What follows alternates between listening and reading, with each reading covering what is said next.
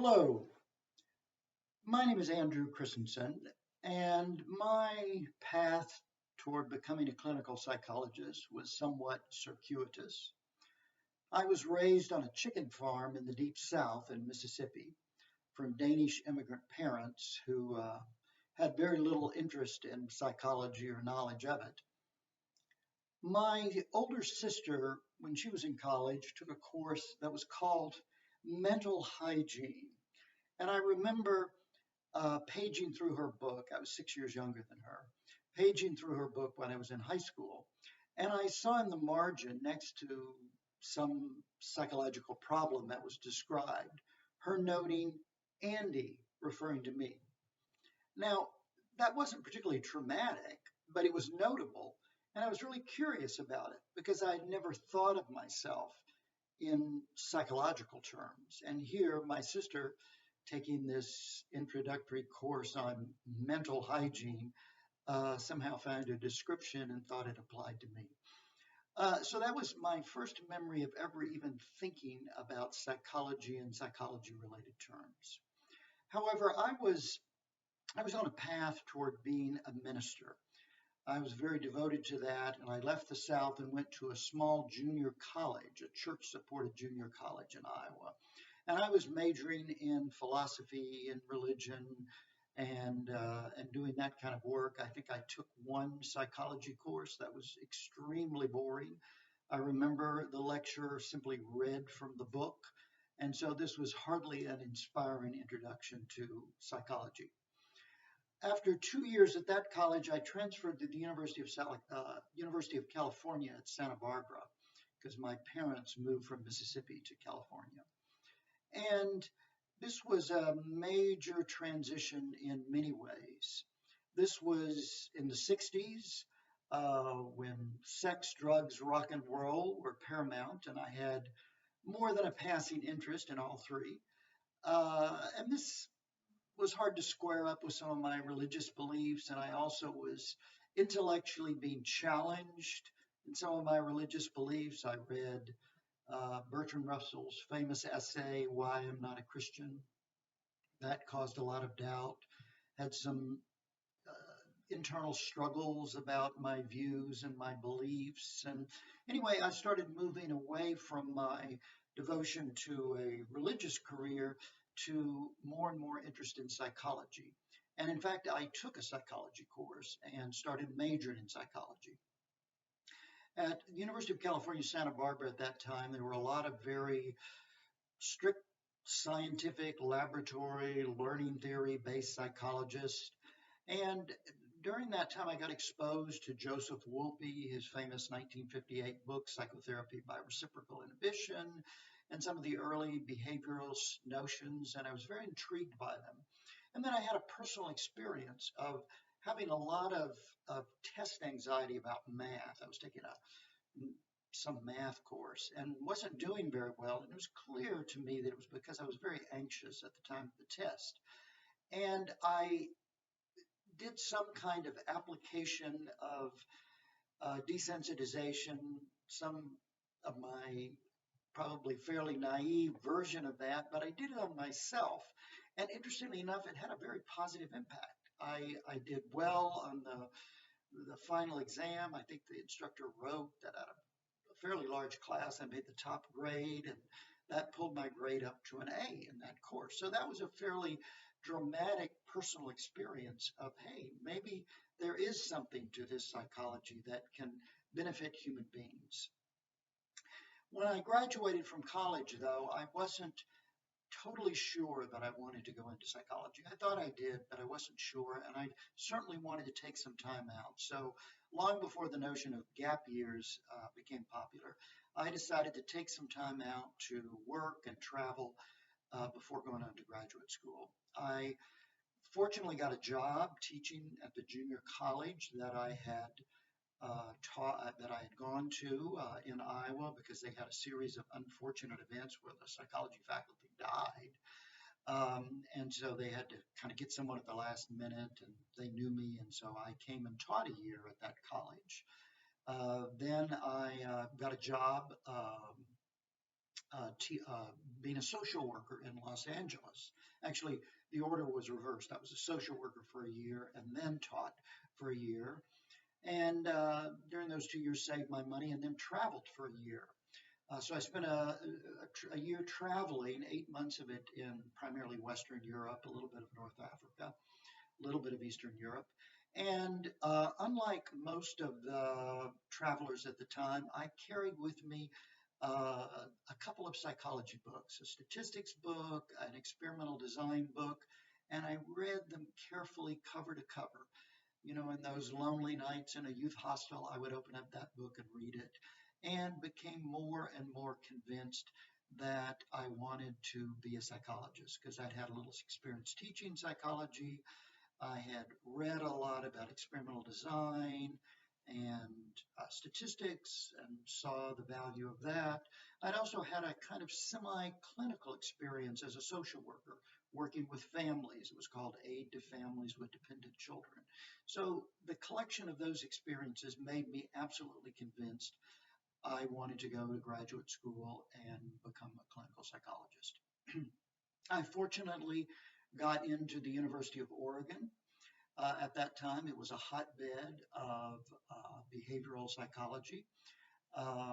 Everybody there seemed to be behaviorally oriented, from Pete Lewinson and his groundbreaking work on depression, Jerry Patterson, Robert Weiss, Steve Johnson, their work on couples and families from a behavioral perspective, Hal Arkowitz and his work on anxiety. Anyway, I started with an interest in anxiety problems. You know, they say research is partly me-search, and certainly at that time it was. But my master's thesis was actually on social anxiety and dating anxiety. And I did a study of that where I created a computer matching program to match people who were awkward, hadn't had much experience, to simply give them experience in what we call practice dating. And sure enough, that had quite a positive impact on them. And that moved me more away from the anxiety area and more into relationships. And then my work with Bob Weiss, who was doing behavioral work with couples, my work with Steve Johnson, who was doing Jerry Patterson-like work with families, led me to a really sustained interest in close relationships and how they emerge, the problems that they create for people, as well as the immense satisfactions they give people. And so I left for internship and went to the internship at Rutgers, where I got connected with some family systems people, particularly Monica McGoldrick, who's a well-known person in the family systems area, and got a slightly different perspective from my strict behavioral perspective. So when I got my first job and my only academic job at UCLA, I've been there my entire career, my focus was on research, initially on families, but more and more it became research on couples. So throughout my career, I've studied couples, and the focus has been on couple conflict and then on couple intervention. Within the couple conflict area, the focus has been on patterns of conflictual interaction. The one that I was most interested in is something we call the demand withdrawal pattern, the push-pull pattern, where one partner wants to talk about a problem and push for change in that problem, and the other is avoidant and withdrawing or defensive. And that pattern is so common in couples. And we did a number of studies looking at the impact of that pattern on relationship satisfaction, on why partners took the different roles they took of demander or withdrawer, how the topic and the nature of the topic and the nature of the structure of the interaction affected that. And so that was one strong focus in my research. The second focus was on intervention. And luckily, in my career in the early 90s, I started collaborating with Neil Jacobson at the University of Washington. And we realized that we were going in somewhat separate directions. I mean, somewhat similar directions, but separate from the dominant behavioral and even cognitive behavioral approach of the time. And together we developed integrative behavioral couple therapy. We got research support to do some clinical trials on it. We wrote treatment manuals. We wrote a self-help book for it, and we spent a lot of our career, his career until he died, although he was involved in other areas as well, focusing on the impact of integrative behavioral couple therapy. I'd like to say a little bit about integrative behavioral couple therapy because it differs from traditional behavioral and cognitive behavioral in several important ways. It tends to focus on broad patterns of interaction in couples rather than just on specific, behaviors and thoughts. Its causal analysis of those patterns looks at not just proximal causal factors, but distal and historical causal factors. It also has a goal not just of behavior change, which has been typical in the couple and family area, but also of emotional acceptance. That was a highlight of integrated behavioral couple therapy. It is a highlight. And finally, an emphasis upon a different kind of change strategy. Most traditional behavioral approaches and cognitive behavioral approaches emphasize what Skinner called a rule-governed approach. We try to teach people to do things differently. We give them skills training. We instruct them to do things differently. We instruct them to have a date night or do more positive things for their partner. We teach them communication skills and problem-solving skills. And that is indeed one method of change. But another strategy of change, which Skinner talked about, is contingency-shaped change, which is not deliberate, but where new stimuli are introduced that naturally elicit different response, where you shape new behaviors by reinforcing successive approximations. And so it's not deliberate change on the person who's actually changing. It's not telling them, what they should do or how they should behave or a good way to behave or suggesting they behave in this way. It's creating change in a more sort of almost seemingly spontaneous and natural way rather than a deliberate way. And why that's important, particularly in adult relationships, is because partners pay attention to the motives of the other. They make interpretations. And if the partner thinks that you're being nice to them because the therapist suggested that or because that's what you're supposed to do, it's going to not be as meaningful as if it came about naturally. And so some of the strategies in ABCT try to bring about change in a somewhat different way. Now,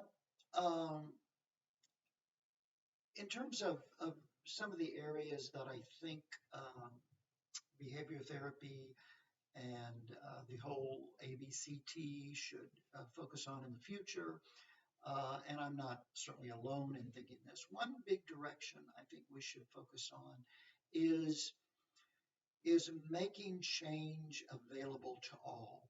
But I think it was George Miller who said, give psychology away. And here I have been influenced by a couple of graduate students I went to college with in Oregon in the 70s. Bill Miller, known for his work on motivational interviewing, was a fellow classmate and actually lived together in a group with Bill. And Ricardo Munoz, who's done a lot of work on smoking and depression and using the internet to create interventions literally worldwide. He was also one of a group of us living together, even though he was a year younger than me in graduate school. And the three of us wrote a paper in '78 with an odd title, an alliterative title. It was called Paraprofessionals, Partners, Peers, Paraphernalia, and Print. The idea was that we were going to, the subtitle was Expanding Mental Health Service Delivery. We wanted to go beyond the traditional therapist client relationship. One was paraprofessionals, using people who have more minimal training. Another was partners, people who are in a different role than the client, but don't have any particular training, like a big brother or big sister program. Peers, people who have the same kind of problem and are in some kind of self-help group. Um, then we talked about paraphernalia, which at the time we talked about any kind of gadget. We may have mentioned computers, but this was the early days of computers as a way of creating change. And then print, which by that we meant, of course, self-help books. And so in that 78 paper, we were talking about ways we could expand delivery of services so we could reach more people. And that has been a theme, and actually it's a returning theme um, in later in my career, primarily led by a former graduate student, Brian Doss, at the University of Miami. Brian has led a major effort, with a little bit of help by me, a major effort to adapt ABCT to an online platform and has done some studies. The program is called ourrelationship.com. It takes about 6 to 8 hours of time by both members of the couple. We've shown in a major nationwide clinical trial that it's effective compared to a delayed treatment control group. And so it's a way of impacting couples with fairly minimal cost. We've also written a self-help book for couples. And so that theme of trying to reach people that aren't normally reached. In fact, currently, Brian, again with a tiny bit of help from me, is leading an effort to adapt the program for low-income couples and reaching a lot of low-income couples. So that's one direction that I think the field should take. Another direction, again, I'm hardly alone in calling for this, is discovering the mechanisms or principles of change. You know, it's very common that a therapeutic package brings about positive change, but we often have no idea about what specific things were done that actually created the change. And unless we find that out, we're not going to be able to, I think, create more powerful change and more directed change efforts.